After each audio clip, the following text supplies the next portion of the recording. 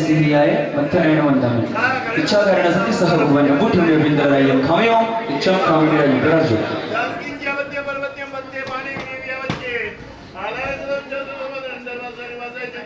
वंदिम जावणि जय सिहियाय मंथनेन वंदामि इच्छा मे खास वंदिम जावणि जय सिहियाय मंथनेन वंदामि इच्छा करण सुखद वर्ष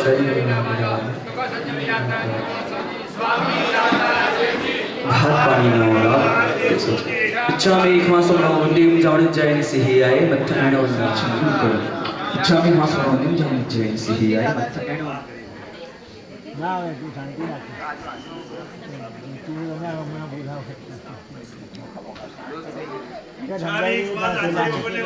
इच्छा में मास होना वंदे में जाने जाए सिही आए मत्था एंड और नाच इच्छा करने से सिही आए लेसु इच्छा में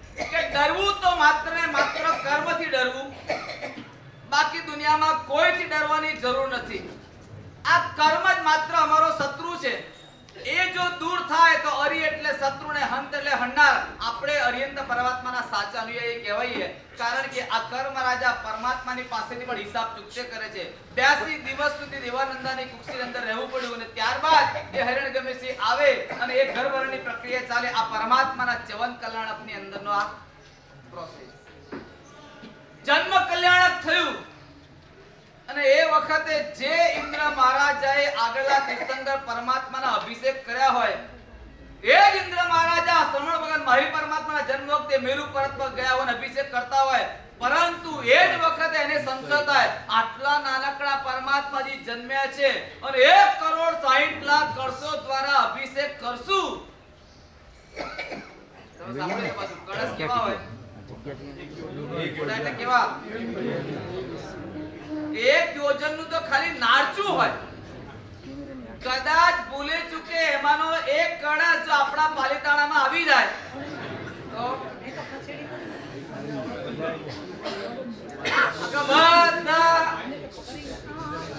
પાણી પાણી પાણી પાણી જળ બંબાકાર થઈ જાય એટલા મોટા કળશો દ્વારા 1 કરોડ ને 60 લાખ કળશો દ્વારા એ પરમાત્માનો અભિષેક કરે, પરંતુ આ પરમાત્મા અચિંત શક્તિયુક્ત પરમાત્માની શક્તિને આપણે કલ્પના પણ ન કરી શકીએ, આવા શક્તિશાળી હોય અને છતાં પણ ઇન્દ્ર મહારાજાને એ વખતે મનમાં સંશય તો આટલા નાનકડા છે, આટલા બધા કળશોનો અભિષેક મેરુ પર્વતની ટોચ ઉપર, અને અહીંયા આ કેવી રીતે સહન કરશે? અને પરમાત્માએ કળશો બતાવ્યો ને શું કર્યું? ચારણા અંગૂઠેને મેરુ કંપાવ્યો, એક ખાલી સેજ અંગૂઠો દબાયો. એમ પણ કહેવાય કે પરમાત્મા જેવા વિશિષ્ટ મહાપુરુષો હોય ને એ જવાબો આવી રીતે આપે, ક્યાં ઇન્દ્રને લપડાક ના મારે, ક્યાં કોઈને પીડા ન કરે, પરંતુ સ્વયં તરત જ સુબુજ આવી જાય. અરે હું શું વિચારું છું, આ તો તીર્થંકરનો જીવ છે, અને બરાબર મગજ ઠેકાણા આવી જાય. એ મેરુ પર્વત આખો કંપાયમાન થઈ ગયો, અને ત્યારબાદ બધા વિચારો છે કે આ તો તીર્થંકરનો જીવ છે, આની શક્તિને તો દુનિયાનો કોઈ જીવ ના આવે. પરંતુ એવો પણ આ સંશય ઇન્દ્ર મહારાજાને ભગવાનના વખતે જ દીક્ષા આવી ત્યારે શું થયું? આપણા જેવા ચીલાચાલુ માણસો હોય ને એ કદાચ કોઈના કહેવાથી રોકાઈ જવું પડે, પરમ સંવેગને ધારણ કરનારા એવા તીર્થંકર પરમાત્મા, અને એ જ્યારે દીક્ષા લેવાની વાત આવે અને એ વખતે નંદીવર્ધનને કહે, ને નંદીવર્ધન સહેજ કે હજી તો માતા પિતા દેવલોકમાં ગયા છે, અત્યારે અમારો વિહળ સહન થયો નથી, હવે તો અત્યારે તરત દીક્ષાની વાત કરે છે, ના નહીં ચાલે. અને આવી રીતે નંદીવર્ધન કે, અને ભગવાનનો જીવ કેટલા વર્ષ? 2 વર્ષ સુધી એ પરમાત્મા સંસારમાં રોકાઈ રહેવું પડ્યું. આ બધાની અંદર પણ ગણિત કામ કરતું હોય. જ્યાં સુધી ચારિત્ર મૂલ્ય કર્મનો ક્ષોભ ન થાય ત્યાં સુધી આ બધા લેખાજોખા પરિપૂર્ણ ન થાય. પરંતુ ઘટના એમ કે નંદીવર્ધનની વિનંતી થઈને પરમાત્મા અહીંયા સંસારમાં, અને ત્યાર પછી મતલબ કે સંસારમાં સચિત પાણીનો એ ત્યાગ કરે છે, પોતાને માટે બનાવેલું પોતે નથી લેતા, આ રીતે શરતો સાથે રહે છે. અને છતાંય ગ્રંથકાર નોંધે આવી ગમે એટલી શરતો કરવા છતાં પણ સંયમનો સ્વીકાર નથી કર્યો, કરેમી સામયમ એમ કરીને પ્રતિજ્ઞાનો સ્વીકાર નથી કર્યો. તો ભગવાનને પરમાત્માએ એ વખતે ઘરે રહ્યા, કેમ રહ્યા? એટલે સંસારી આત્માઓએ મોટા ભાઈની આજ્ઞા માનવી જોઈએ એ જગતની અંદર દાખલો આપવા માટે. એ તો પરમાત્મા દીક્ષા લે 30 વર્ષ દીક્ષા લેવાના હતા. 28 વર્ષે મા બાપ કાલ કરી ગયા, એ વખત રહ્યા. કેમ રહ્યા? નંદી વર્ધનના સેવાથી રહ્યા. એ તો એક જગતમાં સેવા લાયક, જગતના તમામ જીવો મોટા ભાઈની આજ્ઞા માને. મા બાપ પિતાજી ખાલ કરી જાય એટલે મોટા ભાઈને પિતા તરીકે માને, એ દાખલો આપવા માટે પરમાત્મા 2 મહિના 2 વર્ષ બહુ સુંદર મજાની વાત કરી. માતા પિતા હયાત હોય ત્યાં સુધી એમને મારા પ્રત્યે આવો જે સ્નેહ છે એના કારણે ત્યાં સુધી મારે દીક્ષા નહીં લેવી.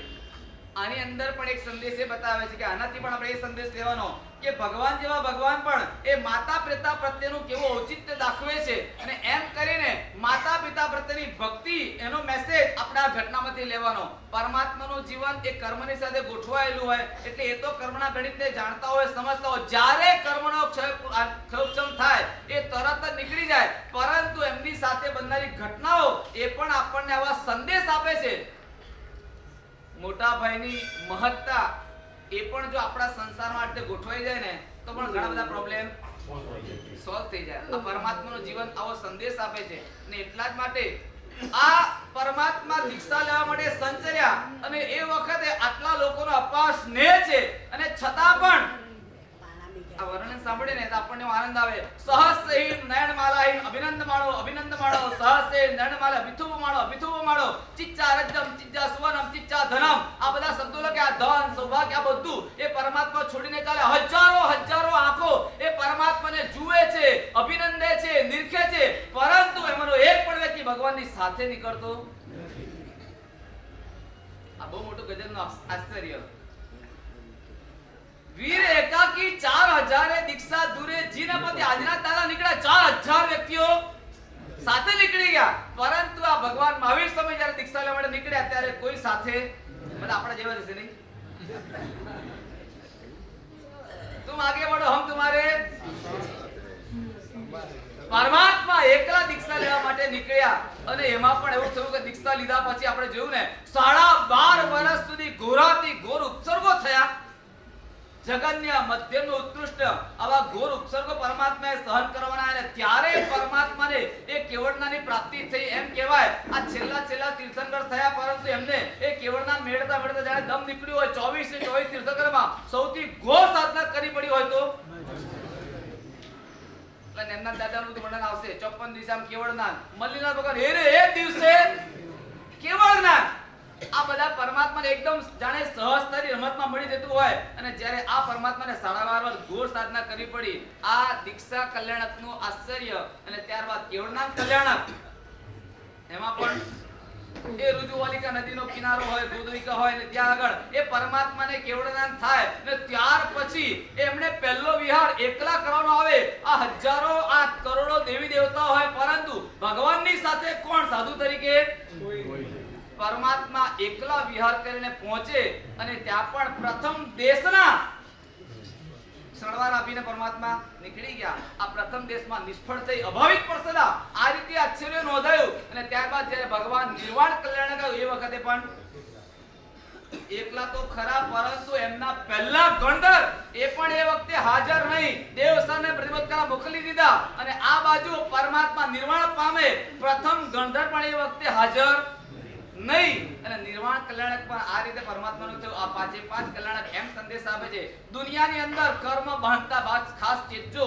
એ કર્મ બાંધતા આપણે ચીતવો જરૂરી છે, કારણ કે તો જ આ કર્મના સંકંજામાંથી છૂટી શકાય અને આવા પરમાત્માનું કલ્યાણક પાંચ કલ્યાણક પરિપૂર્ણ થાય. અને આજથી હવે આખું ચક્ર જોરદાર જેનું પ્રકૃષ્ટ પુણ્ય છે, પુરુષા દાનીય કહેવાય, અચિંત શક્તિમાન કહેવાય અને એવા એ પાસના પરમાત્માનું વિસ્તૃત ચરિત્ર વર્ણન આપણા કલ્પસૂત્રમાં પ્રારંભ થાય છે, કારણ કે પસ્તાનું પૂર્વ કર્મ છે અને આ પાંચે પાંચ કલ્યાણક આવે ત્યાં આગળના પાઠો પણ ખૂબ સુંદર રીતે બોલાશે. એ ત્યાં આપણે પાસના દાદાની જય બોલવાની અને આજે મજાનો અવસર છે કે પાસના દાદાનો અભિષેક કરવાનો છે, એની પણ વાત અવસરે કરશું. પાસના પરમાત્માનો જય.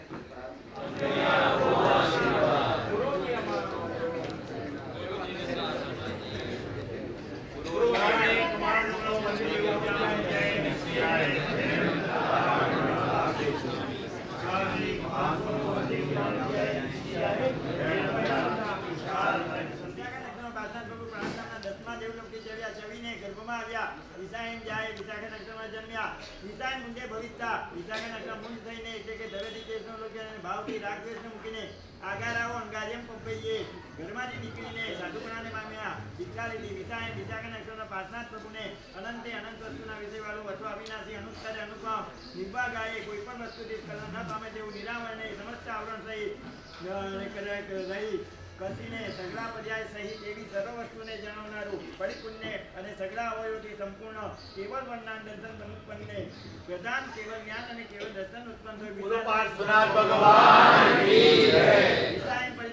ભગવાન શ્રી પ્રાર્થના વિશાખા નક્ષત્રમાં તેનમ કાલેમ તેનમ સમય તે કાલને તે સમયે પાસે અસા પૂજા દાણીએ પુરુષ પ્રધાનાંતિ પાસના જેસે કિમાણમ પડમે માસે જે આ ગ્રીષ્મકાળનો પહેલો માસ પડમે પકે ચિત્ત બોલે પહેલું પકવાડ્યું એટલે કે જેતે માસે કુસુમ પકવાડ્યું તસરામ ચિત્ત બહુલ અસ તેની ચૌથી પકડેના ચોથીની રાતીને વિશે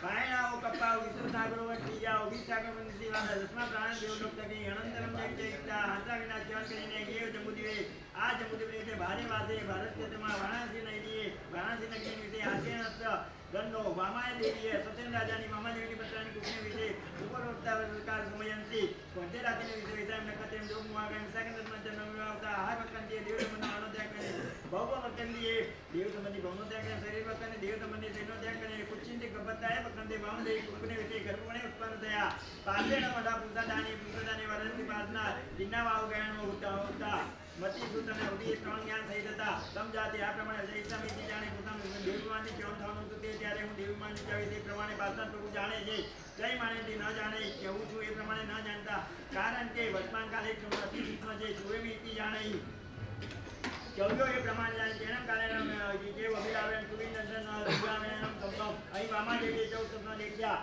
સપના પદાર્થનો પાછળ મને સપનાના ફળ સુધવા વગેરે એમથી માવી ચોકના ઘરમાં આવતા કેટલાક ત્યાં ચૌદ સપના દેખ્યા હતા વગેરે પહેલે આવેલા પાંચની જેમ અહીં પણ જાણવું અર્થાત પાછના પ્રભુનો જીવ ઘરમાં આવતા મામાજી ચૌદ સપના દેખ્યા મામાજી સોસન રાજા બની ગઈ તેમને સપના કે રાજાએ સપના પાછળ પણ બોલ્યા મામાજી કનાતની અંદર સપના જઈને ત્યાં પર બેસાડ્યા સોસન રાજાએ સપના પાછળ કોને સપનાઓના ફળ દીધા તેઓએ સપનાઓના ફળ કયા મામાજીએ સપનાઓના ફળ અંગીકાર કર્યા વગેરે પૂર્વે આવેલા પર જાણવું જાઓ નિયગમ નિયમ અનુપવિત્તા યાવત દત્તનંદન દાદાને લગીવાની જ્ઞાસન ટકી ઉઠીને જાઓ સોમ સુવેણમ તમ ગબ્બમ કર્યો હોય યાવત સુખપૂર્વક ગર્ભને બંધ કરે છે તેના કારણે તે નથી કારણ તે સમયે પછી આ ધીરે ધીરે બોલો પછી તમારું જીવ બોલવાનું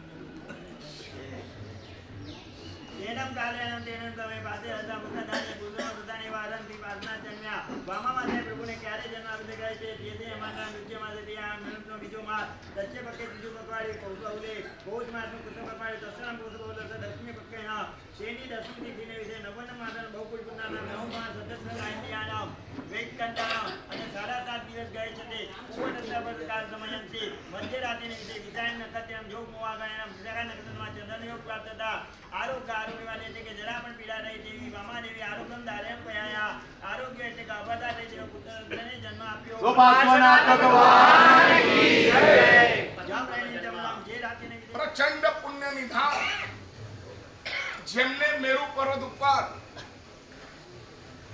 અગણિત પરમાત્માના મેરુ અભિષેક કરવાના માધ્યમે ઉત્કૃષ્ટમાં ઉત્કૃષ્ટ પુણ્ય ઉપાર્જન કર્યું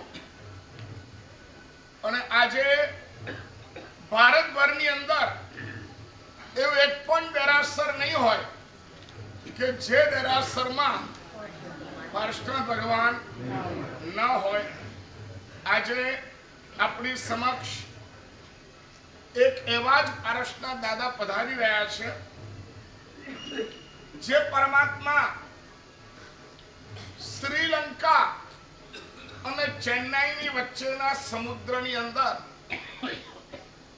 સમુદ્રની વચ્ચોવચ તરતા હતા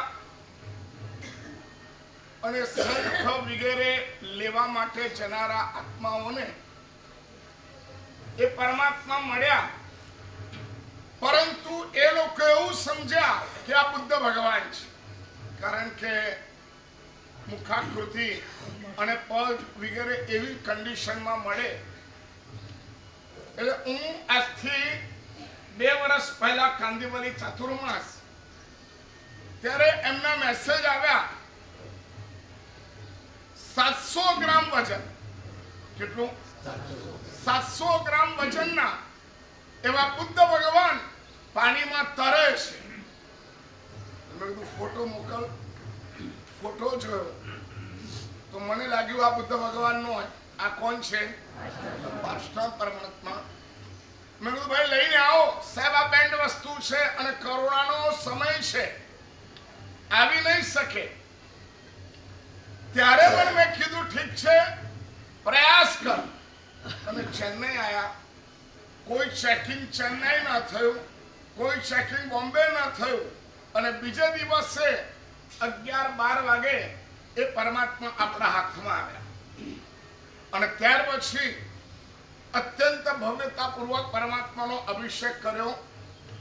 લગભગ 250 જણે અઠ્ઠમ કર્યા અને ત્યારબાદ પરમાત્માને પ્રદક્ષિણા દીધી અને કાચની કોઠી, સોનાની કોઠી જોઈ હશે, ચાંદીની કોઠી અમને લાયા હતા. આ કેવી કોઠી? કાચની, ચારે બાજુથી જોઈ શકાય એમાં પરમાત્મા પધરાવ્યા અને અભિષેક, નૌકાર, ઓસગ્રમ અને મોટી શાંતિ. અને ત્યાર પછી એના અભિષેક થયા. સવારથી સાંજ સુધી 3 દિવસ સુધી અખંડ અભિષેક ધારામાં આ પરમાત્માનો એટલો બધો પ્રચંડ પુણ્યોદય, એટલો જબરદસ્ત પ્રભાવ જલ દ્વારા અનેક ઘરોમાં શાંતિ તુષ્ટિ પુષ્ટિ થઈ. ત્યાર પછી ગત વર્ષે પરમાત્માનું 28મું જન્મ કલ્યાણક, નિર્વાણ કલ્યાણક અને 29મું જન્મ કલ્યાણક નિમિત્તે આ પરમાત્માના પાંચે પાંચ કલ્યાણક ભૂમિની સ્પર્શના કરાવી. સમસ્ત ખભા ઉપર પાછલા પરમાત્માની ટોચ સુધી અને વારાણસી આ બધી જગ્યાએ આ પરમાત્મા યાત્રા કરીને પધારે. આજે એ પરમાત્મા પાછલા પરમાત્માનું કયું કલ્યાણક વાંચ્યું? કયું વાંચ્યું? દીક્ષા કલ્યાણક વાંચ્યું. અક્ષત લઈ લો. પરમાત્મા પધારે છે, એમને વધાવી દઈએ, અહીંયા સ્થાપિત કરી દઈએ કે ઉન્નાન કલ્યાણક અને નિર્વાણ કલ્યાણક પરમાત્માનું અત્યારે રાઉન્ડ ફિગરમાં 29મું જન્મ વર્ષ અને 28મું નિર્વાણ વર્ષ હમણાં જ શ્રાવણ વદ આઠમમાં પૂર્ણ થયું અને એ પરમાત્મા પધારી રહ્યા છે. આજે બરાબર વ્યાખ્યાન સંપન્ન થયા પછી 10 વાગે આ જ હોલમાં એ જ કાચની કોઠી અને એમાં પરમાત્મા સ્થાપિત કરીને નૌકાર, ઉવસગ્રમ અને મોટી શાંતિના સ્મરણ સાથે અભિષેક કરવામાં આવશે. જે પણ છૂટા હોય એ તમામ વ્યક્તિ 10 થી 12 વાગ્યા સુધી એ અભિષેકની ધારા ચાલશે અને એ જલ અવશ્યમેવ કાચની બોટલમાં તમે લઈ જઈ શકો છો અને ઘરમાં એનો છંટકાવ કરીને પરમાત્માની ઓરા, પરમાત્માની ઉર્જા અમારા ઘરને સુખ, શાંતિ અને સમૃદ્ધિથી ભરી શકે છે. એવા અદ્ભુત પરમાત્મા વધારી રહ્યા છે. અક્ષત લઈ લો અને પરમાત્માને વધાવીને આપણે અહીંયા સ્થાપિત કરીએ.